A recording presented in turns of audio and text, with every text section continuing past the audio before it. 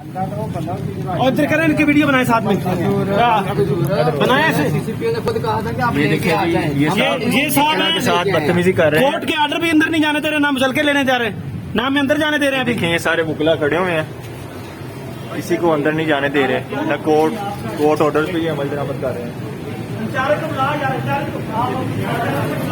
आप देख सकते हैं सीसीपीओ के ऑफिस के बाहर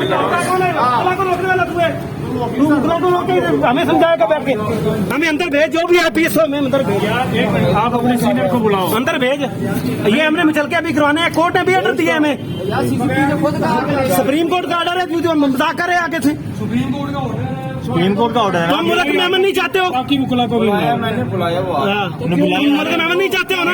एक घंटे से याद रखो ये तो कारनामा है इसका साथ, ये इसका ये बदमाशी कर रहा है सर हमारे साथ। टांगे नहीं है, मजदूर है, क्यों नहीं है अभी उसे कॉल करो ना, ये पता आप बल्लेबाजी कर रहे हैं, सारी ड्रामेबाजी कर रहे हैं।